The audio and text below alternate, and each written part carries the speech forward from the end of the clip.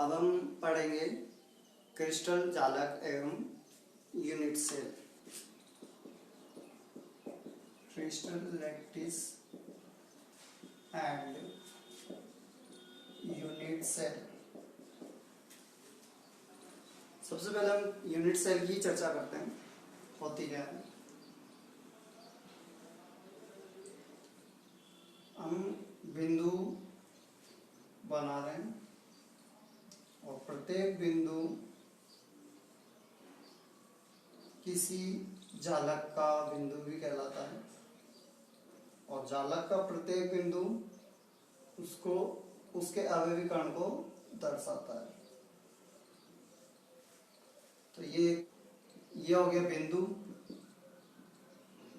इस बिंदु को जालक के लिए बोलते हैं जालक बिंदु और इसी जालक बिंदु को हम जानते हैं अवयवी कण के नाम से। तो ये अवयवी कणों को हमने व्यवस्थित करा है। अब हमने क्या करा, अवयवी कणों को एक सरल रेखा द्वारा मिलाते हैं। ये मिला दिया तो देखो हमारे पास एक आकृति प्राप्त होती है जिसे हम बोलते हैं यूनिट सेल।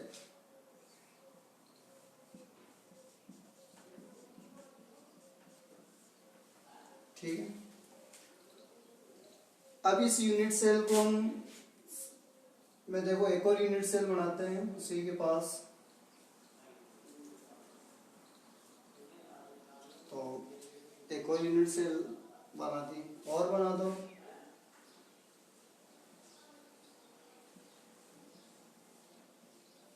तो जब बार बार एक एक इकाइयां और जुड़ती जाती है तो एक त्रिविम संरचना प्राप्त होती है। इस त्रिविम संरचना को बोलते हैं क्रिस्टल जालक।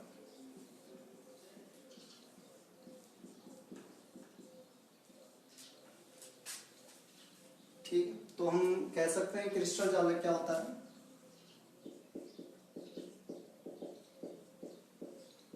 क्रिस्टल जालक क्या होता है, एक एक कोशिकाओं के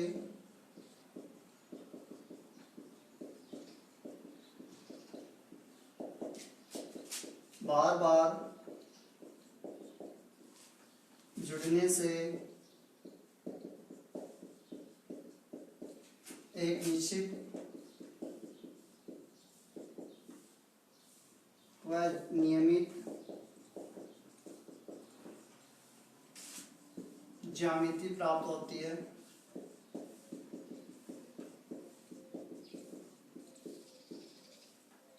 उसे क्रिस्टल जालक कहते हैं।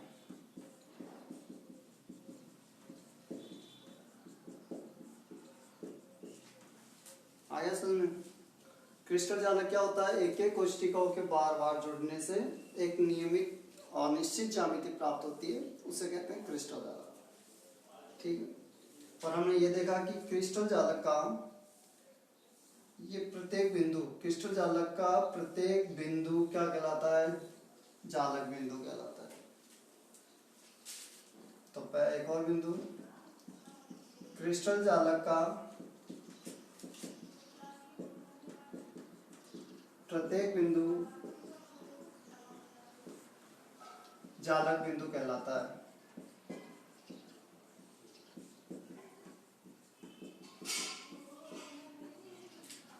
और प्रत्येक जालक बिंदु किसको दर्शाता है, अवयवी कणों को।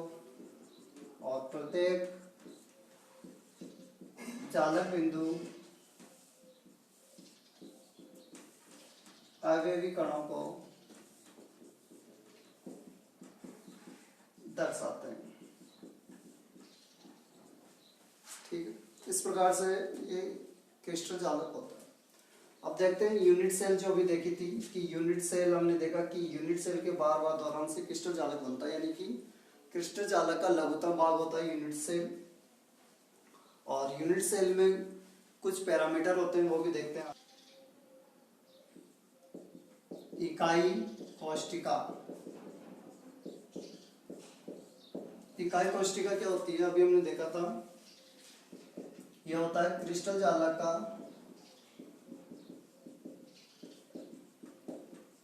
लघुत्तम भाग। लघुत्तम भाग होता है जिसके बार बार दोहराने से या जिसके पुनरावर्त से क्रिस्टल जालक बनता है।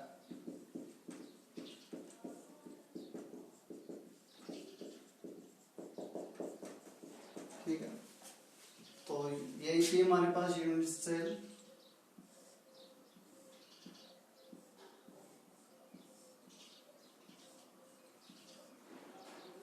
अब देखो ये यूनिट सेल है।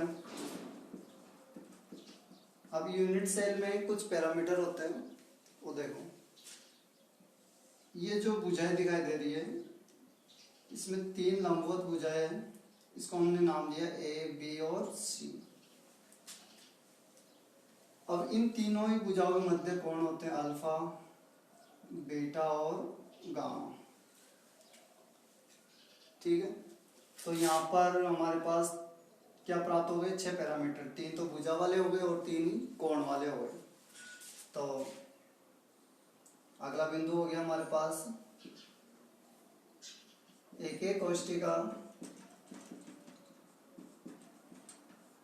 के 6 पैरामीटर होते हैं।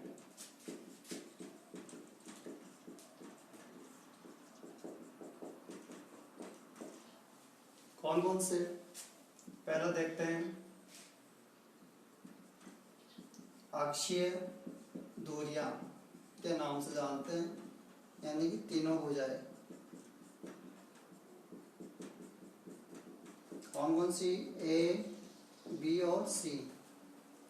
जो क्या होती है? जो परस्पर लंबवत भी हो सकती है या नहीं भी।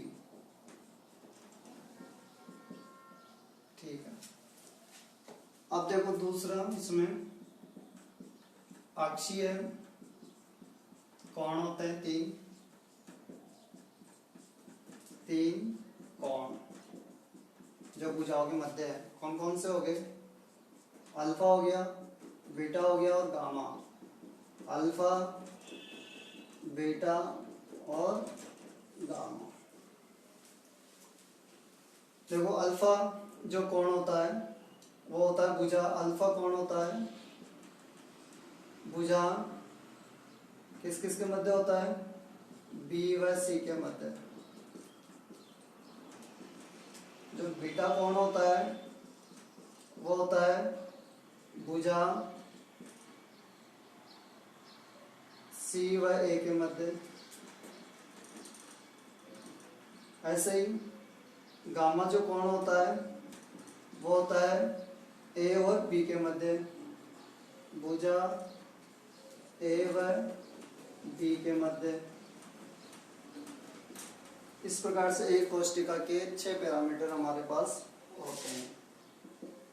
तो अल्फा, बीटा, गामा, ए, बी और सी। इस प्रकार से ये एक कोष्ठिका समाप्त होती है। अब पढ़ते हैं एक कोष्ठिकाओं के प्रकार। ठीक है,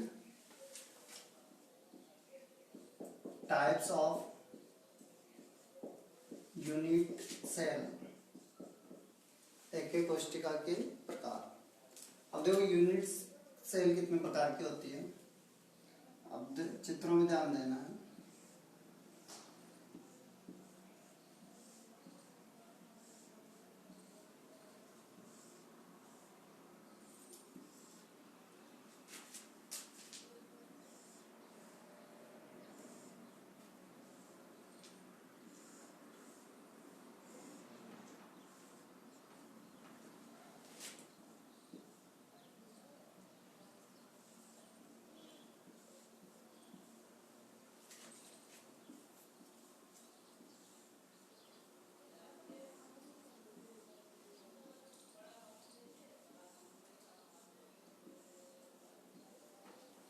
ये 4 हमने यूनिट सेल बनाई है।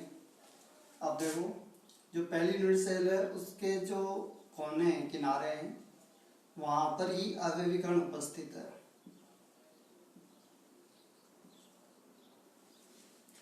ठीक है, इसमें कहा है कोनों पर और एक है मध्य में, केंद्र में, सेंटर। इसके बाद इसमें देखो अगली में भी कोनों पर तो है या विविकर्ण। इसके बाद प्रत्येक फलकों पर भी है और प्रत्येक फलकों के केंद्र में। ठीक है, इसमें देखो कोनों पर है और उसके बाद दो विपरीत फलकों के सेंटर। तो इस प्रकार से देखो हमारे पास क्या क्या इसमें क्या है, आवेवी कण किनारों पर है या कोनों पर है। ठीक है, इसमें कोनों के अतिरिक्त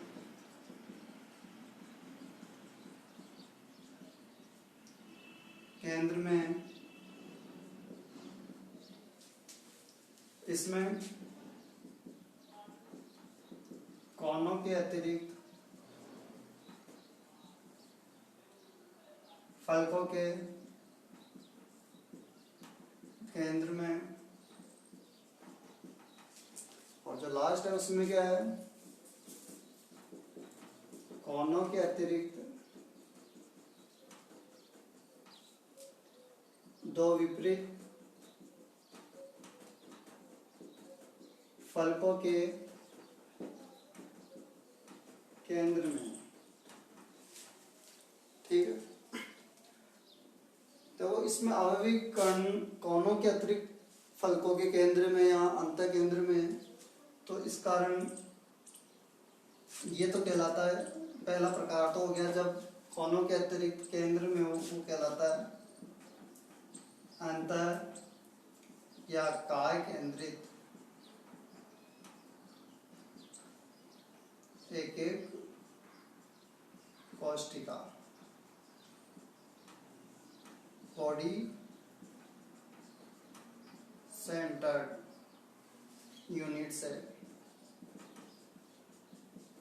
ठीक है, जो अगला जिसमें कोनों के अतिरिक्त प्रत्येक फलकों पर वो कहलाता है फलक केंद्रित एक एक कोशिका,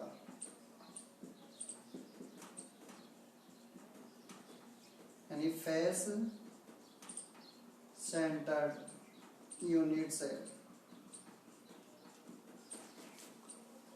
इसके बाद देखते हैं जो कोनों के अतिरिक्त दो विपरीत फलकों पर है, इसके कारण इसको बोलते हैं अंत्य केंद्रित एक एक कोशिका, अंत्य केंद्रित एक एक कोशिका या एंड सेंटर्ड यूनिट सेल। ठीक है, तो और ये अपनी जो लास्ट है जिसमें सिर्फ कोनों पर ही है वो कहलाती है आद्य एक एक कोशिका, यानी प्रिमिटिव यूनिट सेल। पहला प्रकार तो ये हो गया। दूसरा देखो इन तीनों के मिलने से होता है केंद्रित एक एक कोशिका या सेंट्रल यूनिट सेल। तो इस सेंट्रल यूनिट सेल में पहला हो गया अंतर या काय केंद्रित, दूसरा हो गया फलक केंद्रित और तीसरा हो गया अंत्य केंद्रित एक एक कोशिका। तो टाइप्स ऑफ यूनिट सेल में क्या हुआ, दो प्रकार के हमारे पास एक एक कोशिका प्राप्त होती है, आद्य एक एक कोशिका और केंद्रित एक एक कोशिका। केंद्रित एक एक कोशिका भी तीन हो गई, अंतर केंद्रित, फलक केंद्रित और अंत्य केंद्रित। आद्य एक एक कोशिका में क्या होता है, विभिन्न सिर्फ कोनों पे होते हैं। अंतर केंद्रित एक एक कोशिका कोनों के अतिरिक्त केंद्र में भी होता है। और इसमें क्या होता है कि फलक केंद्रित में कोनों के अतिरिक्त प्रत्येक फलकों के मध्य में होता है और अंतर केंद्रित में क्या होता है, प्रत्येक कोनों के अलावा आमने सामने वाली दो विपरीत भुजाओं पर भी अवयवीकरण होते हैं।